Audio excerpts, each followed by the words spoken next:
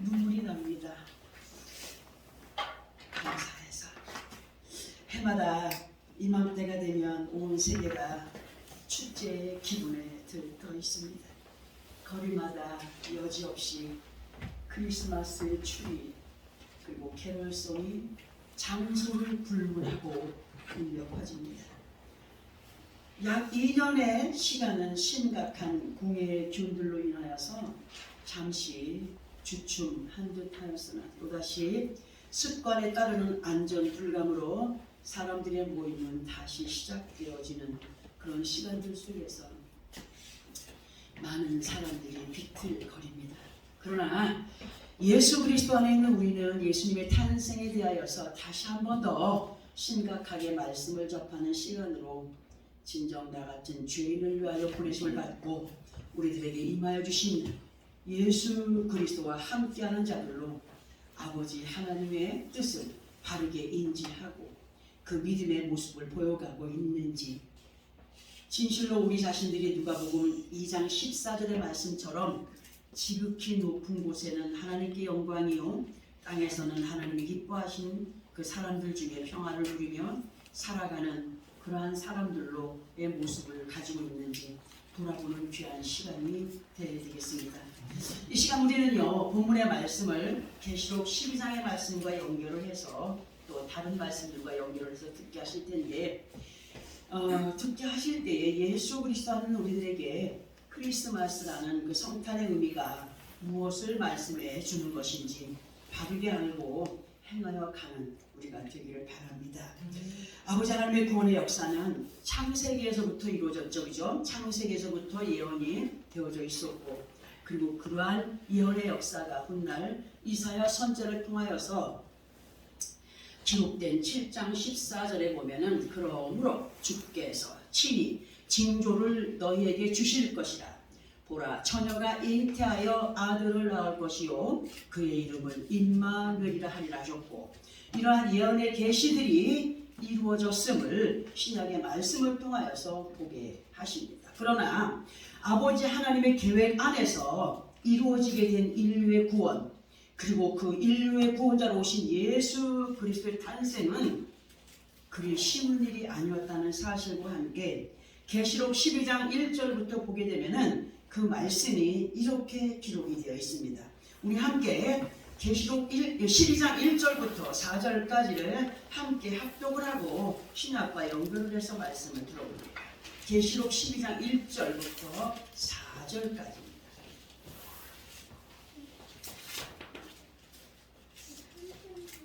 자, 그렇습니다. 함께 합독해 봅니다. 계시록 12장 1절 4절까지 시작. 하늘에 큰 이적이 보이니 해를 옷 입은 한 여자가 있는데 그 발 아래에는 달이 있고 그 머리에는 12변의 관을 썼더라. 이 여자가 아이를 베어 해산하게 되매 아파서 애를 쓰며 부르짖더라. 하늘에 또 다른 이적이 보이니 보라 한 큰 붉은 용이 있어 머리가 7이요 뿔이 10이라. 그 여러 머리에 7 무한관이 있는데 그 꼬리가 하늘의 별 3분의 1을 끌어다가 땅에 던지더라. 용이 해산하려는 여자 앞에서 그가 해산하면 그 아이를 삼키고자 하더니. 아멘. 우리는 그동안 계시록에 대하여서 어떤 사람의 상식으로 오해하지 말아야 된다는 말씀들을 많이 들어왔습니다.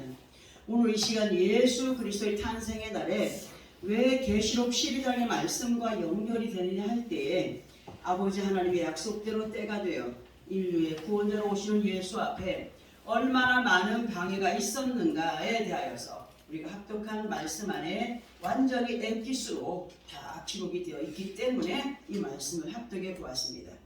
우리가 그동안 너무나도 많이 접하여 왔던 말씀 마태복음 1장 19절에서의 내용을 보면은 마리아와 정혼하기로 했던 요셉이 마리아와 동침하지 않았음에도 불구하고 그 여인이 아이를 가진 것을 요셉이 알고 마리아를 멀리 하려고 할 때에 마태복음 1장 20절을 통하여서 보게 되면은 그에게 잉태된 자는 성령으로 된 것이라. 그리고 연결된 21절 본문의 말씀이 되는 그 말씀 아들을 낳으리니 이름을 뭐라 하라? 예수라 하라. 이는 그가 자기 백성을 그들의 죄에서 구원할 자유심이라 하심을. 요셉은 그 하나님의 사자가 전해주는 그 말을 한치의 의심도 없이 믿고 받아들였고, 그리고 그때로부터 순간순간 위기가 올 때마다 기도하는 가운데 하나님의 꿈으로 음성으로 인도하시는 그 아버지 하나님의 귀한 뜻을 따르며 인도를 받았던 모습들이 마태복음과 함께 계시록 12장 6절부터 보면은 잘 기록이 되어 있습니다. 그리고 무엇보다도 앞에서 합격한 계시록 12장 1절부터 4절까지 해서 기록된 말씀을 보게 되면은 아버지 하나님께 택함을 입고 예수 그리스도를 잉태한 여인과 그리고 예수의 탄생을 방해하려고 하는 타락한 천사와 그 졸개들에 대하여서 말씀을 해주셨고, 그러나 연결된 5절에서 보게 되면 예수님의 탄생은 아버지 하나님의 약속대로 여자가 아들을 낳으니 이는 장차 철장으로 만국을 다스릴 남자라 그 아이를 하나님 앞과 그 보좌 앞으로 올려가더라고 기록이 되어 있습니다. 이렇게 힘겹게 많은 방해가 있었으나 탄생되어진 예수 그리스도, 그분이 누구죠? 우리의 구원자. 누구죠? 우리의 신랑입니다. 예수님의 탄생의 날을 우리는 지금 기리고 있습니다. 이러한 날 예수 그리스도 안에 있는 우리들의 마음가짐은 세상 사람들처럼 들뜬 마음이 아니라 냄새나고 더럽고 추한 마국간 말구에 오신 예수 그리스도, 그렇게 힘겹게 나 같은 죄인을 위하여서 친히 육신의 몸을 입으시고 임하여 주신 아버지 하나님의 귀한 사랑에 우리는 감격해야 됩니다. 아멘.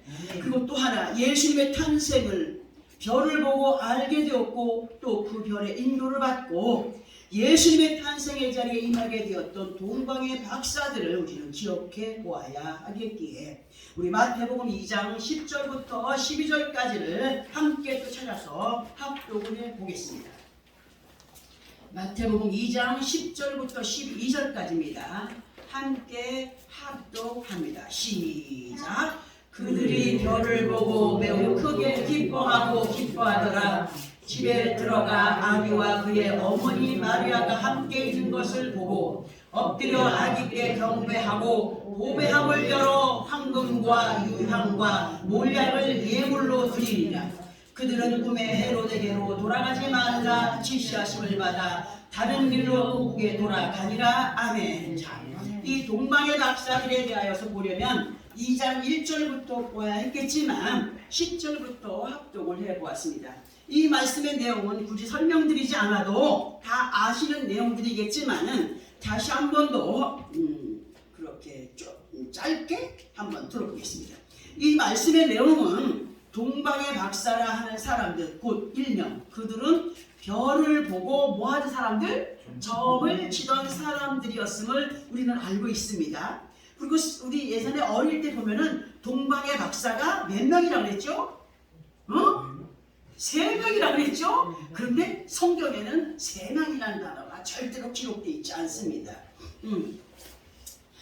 우리는 이 사람들이 별을 보고 점을 치는 이 동방의 박사들이 별을 보고 예수 탄생을 알았어요.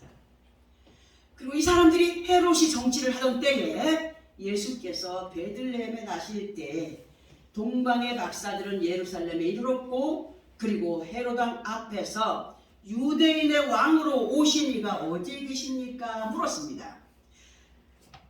그렇게 물었고 우리는 동방에서부터 별을 보고 여기까지 왔고 그에게 경배하려고 합니다 라는 내용이 마태복음 2장 2절에 기록이 되어 있습니다.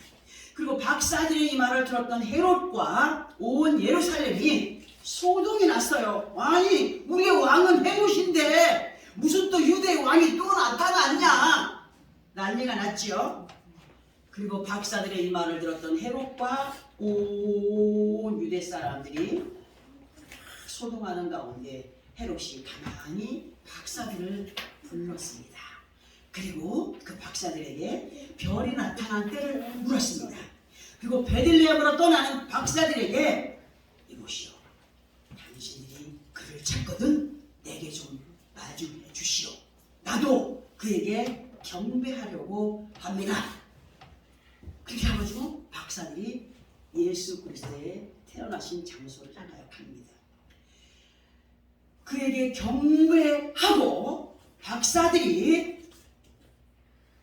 자신을 피하여서 몰래 고국으로 돌아간 것을 알게 된 헤롯이 마태복음 2장 16절에 보면은 베들레헴과 그 모든 지경 안에 있는 산의 아이들을 예수가 낳았다라고 하는 날을 앞뒤 기준을 잡아서 2살부터 그 아래로 태어난 남자아이들을 다 죽여버렸습니다. 헤롯이 그 예수 난 것을 정말 경배하려고 했으니까 시기와 질투로 나 외에는 왕이 없는데 왜 왕이 또 나와? 살인자가 되었습니다. 이제 이러한 내용을 뒤로 하고 우리가 앞에서 합독한 2장 10절부터의 말씀에 대하여서 설명을 들어볼 텐데요. 별을 보고 기쁘게 예수님의 탄생을 축하하러 갔던 동방의 박사들이 아기 예수께 경배를 하고 자신들이 가지고 갔던 보배합을 열어서 선물을 드립니다. 몇 가지였습니까? 3가지입니다. 황금과 유향과 몰량. 그래서 이 예물에 대한 것을 우리가 빼먹으면 안 되겠다 싶어서 한번 이제 언급을 해보려고 하는데요. 그분들이 드리는 그 황금이라고 하는 것은 그때 당시에나 지금도 역시 마찬가지겠지만 돈의 가치보다 더 강력한 힘이 있는 보물입니다. 그런 황금이었기에 황금을 선물했다는 것은 최고의 선물을 드린 거예요. 최고의 선물.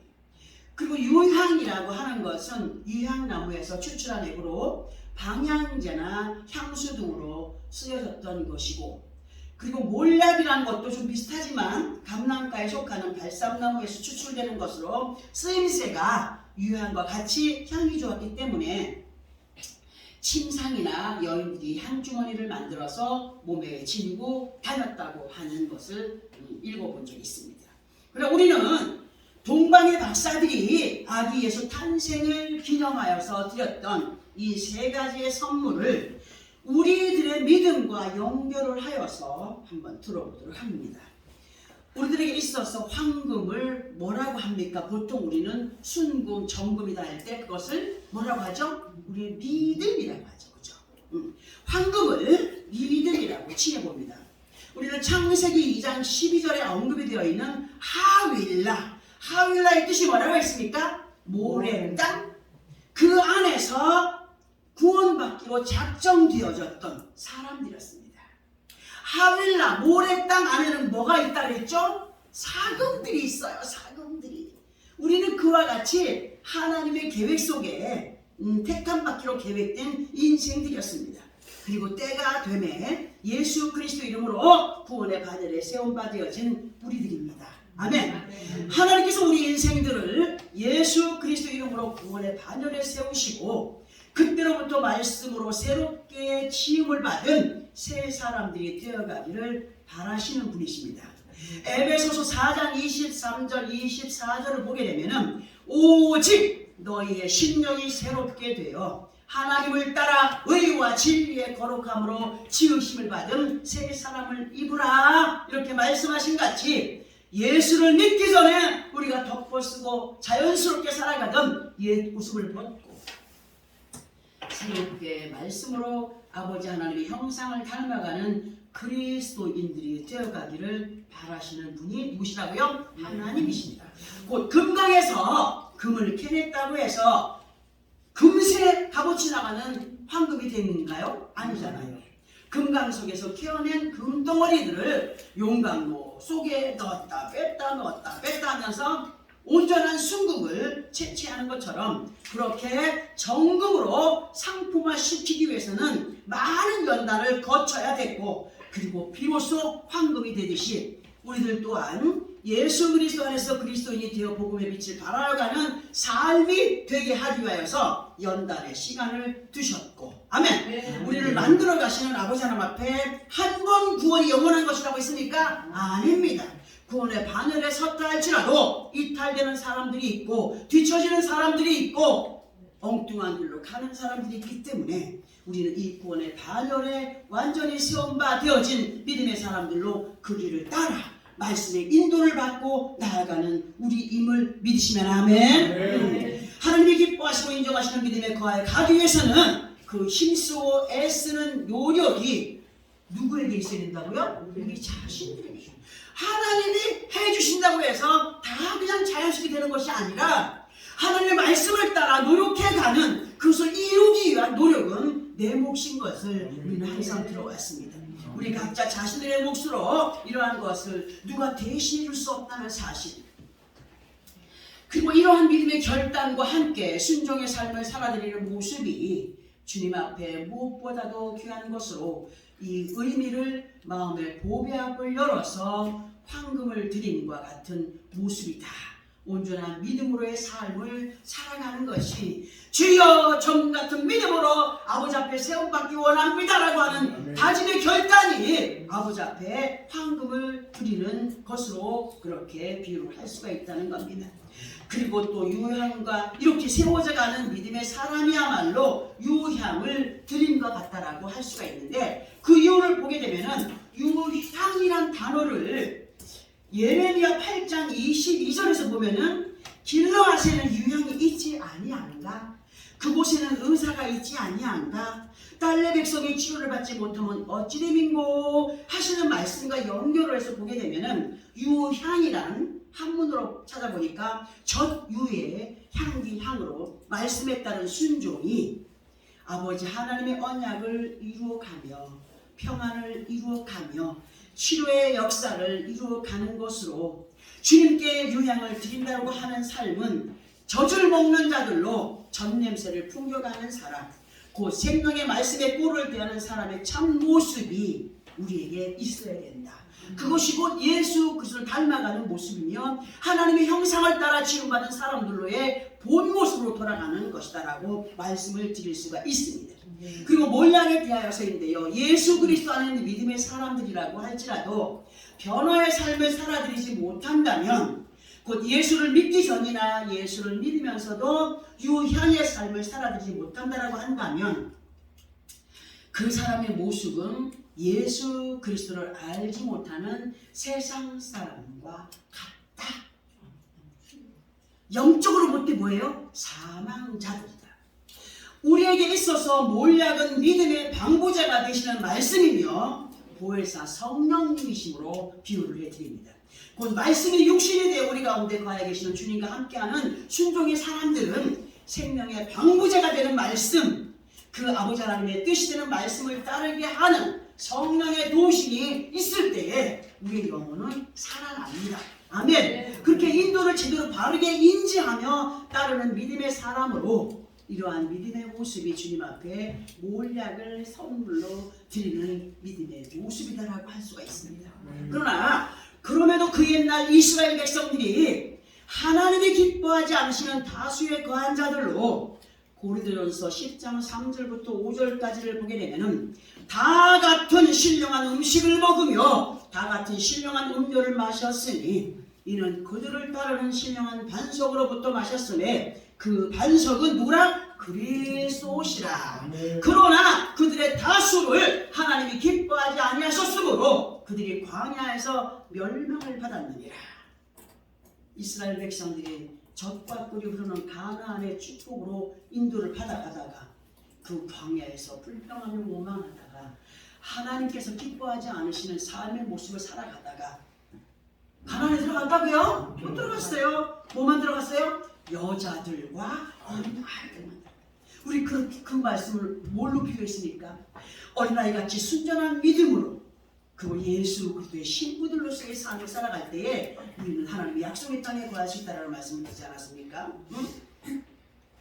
정말 나를 비롯한 예수 그리스도 안에 있는 우리는 하나님이 기뻐하지 않으시는 다수에 속한 자들로 멸망에 이르지 않는 자들이 되기 위하여서 예수 그리스도 이름과 보혜사 성령님의 도우심을 따라 영혼이 잘됨 같이 범사가 잘되고 강건하여져 가는 몰약의 삶이 되어져 가야 합니다. 갑자기 이 시간에 뜬금없이 제가 드리는 말에 거부가 될 수 있으나 제가 많은 말씀을 초안을 잡았다가 많은 것을 떼우려고 이렇게 했기 때문에 좀 띄엄띄엄 간다라고 할 수 있으나 며칠 전에 아침에 밖에 나갔어요. 주방을 나가서 보니까 문 안쪽에 뭔가 보이는 거예요. 문 안쪽에 뭔가 보여서 뭐 이게 뭐지? 하고 가서 자세히 보려고 다가갔는데 어린 두더지 사체가 문틈으로 들어와 있었어요. 그걸 보면서 고양이들이 그냥 갖고 놀다가 어쩌다가 문틈으로 들어왔구나 생각을 하고 생각 없이 쓸어버렸어요. 그런데 이튿날에 나가니까 또 있는 거예요. 이튿날에. 그 순간 제가 언젠가 TV에서 은혜를 입은 고양이가 사랑을 베풀어준 사람 집 마당에 새와 쥐 사체들을 가져다 놓은 것에 대하여서 여러분들에게 말씀을 드린 적이 있습니다. 고양이가 생각할 때는 자기의 최선의 선물이잖아요. 최고의 선물이잖아요. 자기가 최고를 좋아하는 거. 우리가 키우던 고양이들에게 제가 그 일을 당해보니까 더 새삼스러워지는 것이 뭐였냐면은 이런 모습, 고양이와 사람 사이에 어긋나는 생각과 행동이 행여라도 예수 그리스도 안에 믿음의 사람들과 아버지 하나님 사이에 그런 어긋난 모습들로 고양이는 나름대로의 자기 최고의 선물을 사람에게 했으나 그것을 받은 사람에게는 역겨운 쓰레기, 냄새나는 쓰레기. 행여라도 우리 자신들이 자신이 생각할 때는 아버지 하나님 앞에 최선을 다하는 것 같으나 그러나 하나님 보시기에는 아닌 것들로 행하여 드리고 있지는 않는지를 돌아보는 시간이 되었으면 해서 이 말씀을 드려봅니다. 진정 우리 자신들이 예수 그리스도 안에 있고 그리스도인들로의 삶을 살아간다라고 한다면 사도 바울처럼 흰돌이신 예수를 만난 사람들로 아버지 하나님 앞에 인간의 상식을 초월한 믿음을 보여가는 우리가 되어야 된다는 사실. 보혜사 성령님의 역사가 아니면 도무지 이룰 수 없는 사건들 아니겠습니까? 이제 우리 본문을 함께 다시 한 번 더 합독을 하고 마음에 새기면서 말씀을 들어보기 위해서 본문을 다시 한 번 더 합독을 해봅니다. 시작. 아들을 낳으리니 이름을 예수라 하라. 이는 그가 자기 백성을 그들의 죄에서 구원할 자이심이라 하니라. 아멘. 예수란 이름의 뜻은 여호와는 구원이시다 또는 여호와의 구원이라는 뜻을 가지고 있는 히브리어로는 예수와 헬라어로는 여호수아입니다. 우리는 이 시간 여호와의 구원을 위하여 임마누엘 하여 주신 예수님의 생일을 축하드리고 있습니다. 자, 그러나 한 가지 명심해야 될 것은 그 옛날 2000년 전에 베들레헴 나북간 말구유에 응애하고 태어나신 예수님을 기념하는 것도 중요하지만 여호와의 구원을 우리 각자들의 마음밭에 말씀과 은혜로 새롭게 임하여 주신 주님을 기념하는 시간이 되어야 됩니다. 아멘. 새롭게 임하여 주시는 말씀이 우리 안에서 용트림을 친다는 것은 예수 그리스도께서 내게 오셔서 나를 움직여 가시는 탄생의 시간이다. 그리고 그렇게 말씀으로 임하여 주신 주님의 은혜를 따라서 우리는 여호와의 총회에 임하여 가는 믿음의 사람들로 민수기 14장 24절의 말씀을 보게 되면 내 종 갈렙은 그 마음이 그들과 달라서 나를 온전히 따랐은즉 하시는 말씀이 기록이 되어 있듯이 아버지 하나님의 귀하신 뜻에 이끌림을 받는 갈렙이 되어가야 된다. 갈렙의 뜻이 뭐라 그랬죠? 개라고 했습니다. 야생에 돌아가는 개가 주인의 말에 듣습니까? 안 듣습니다. 집에서 키우는 개, 그것도 충전이 있고 불충전이 있습니다. 아무리 키우고 밥 잘 줘도 말 잘 듣는 개가 있고 안 듣는 개가 있습니다. 하나님이 기뻐하지 않은 다수의 또한 사람들은 그 말씀의 꼴을 같이 먹고 있어도 주님에게 순종하지 않는 개입니다. 우리는 참으로 주님의 말에 거부하지 않고 잘 따르는 믿음의 명견들이 되어가야 됩니다.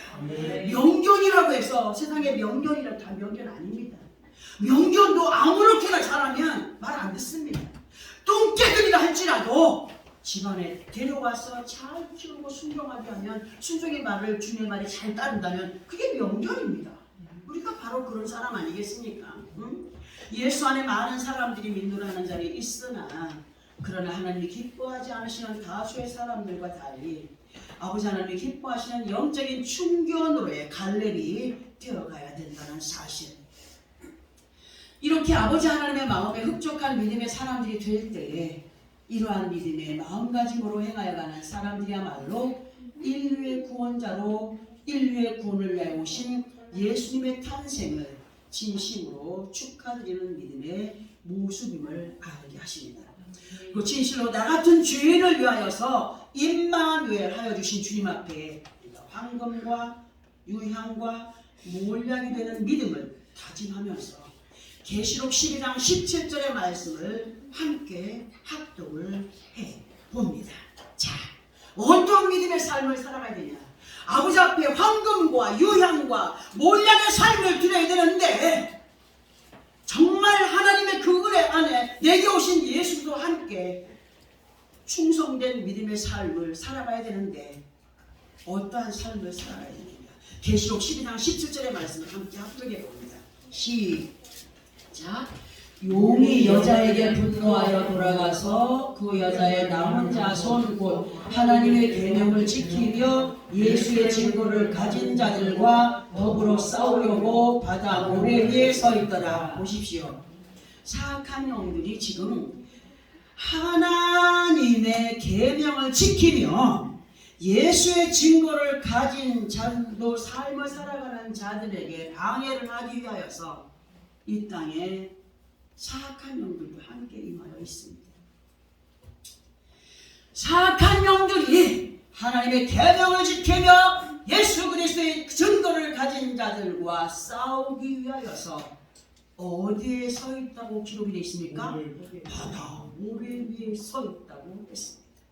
우리 주님은 예수 그리스도 안에 있는 우리들에게 마태복음 7장 24절에서 25절을 통하여서 어떤 말씀을 해주셨느냐? 그러므로 누구든지 나의 이 말을 듣고 행하는 자는 그 집을 어디 위에? 반석 위에 지은 지혜로운 사람 같으리니 비가 내리고 창수가 나고 바람이 불어 그 집에 부딪히되 무너지지 아니하나니 이는 주추를 반석 위에 놓은 까닭이라고 하셨습니다. 우리는 생명의 말씀으로 새롭게 우리들 가운데 임하여 주시는 주님께 황금과 유향과 몰약의 삶을 살아드려야 된다는 말씀을 앞에서 여러 번 언급을 해드렸지만 사악한 영들은 하나님의 계명과 예수 그리스도의 증거를 가진 자들 곧 예수 믿는 하나님의 자녀들을 방해하기 위해서 지금도 대비하고 있습니다. 그러나 우리의 믿음이 온전치 않으면 그 싸움에서 집니다. 그러나 반석 위에 주추를 둔 믿음의 사람들은 바다 모래 위에 서 있는 사악한 영들을 누구의 이름으로? 예수 그리스도 이름으로 누구의 도우심으로? 성령의 도우심으로 이겨갈 수 있다는 사실입니다. 왜? 우리는 반석 위에 세움받은 믿음의 사람들입니다. 아멘. 말씀에 믿음을 세워가는 사람은 하나님이 지혜로운 사람이다. 세상에 많은 상식을 가진 대학원을 졸업하고 교수가 되고 학자가 되었다 할지라도 하나님의 말씀을 불순종한다면 그는 어리석은 사람이에요. 가방끈이 짧고 낭독고 기억자를 모른다 할지라도 하나님의 말씀에 순종하는 사람은 하나님이 지혜로운 사람이라 인정을 하십니다. 우리는 그러한 사람들이 되어가야 됩니다. 아멘. 영적인 바람이 불고 홍수가 나는 사악한 영들의 방해에 끄떡없이 살기 위해서는 반석 위에 믿음의 집을 세워가는, 더 든든한 집을 세워가는 성령의 사람들이 되어야 됩니다. 이제 2022년도의 마지막 주님의 날에 새롭게 말씀으로 우리에게 오늘도 임하여 주셨습니다. 이제 주님과 함께 얼마 남지 않은 2022년도의 해를 잘 마무리하고 새롭게 펼쳐지는 2023년도의 해, 표를 뭘로 삼았느냐? 로마서의 말씀처럼 믿음으로 믿음에 이르러 가자. 믿는다고 해서 다가 아니라 믿음에서 믿음으로 이르러 가는, 정말 예수라 하는 이름을 가진 믿음의 사람들로 그렇게 믿음으로 이어가는 승리의 계획을 세우고, 그렇게 주님과 함께 승리의 삶을 살아가는, 예수 그리스도를 내 안에 품고 오늘도 내일도 모레도 여전히 내 안에서 말씀으로 새롭게 탄생하여 주시는, 감격을 주시는, 기쁨을 주시는 그분 앞에 충성된 믿음의 삶들로 승리의 삶을 살아가는 우리 모두가 되어지기를 예수 그리스도 이름으로 축원합니다.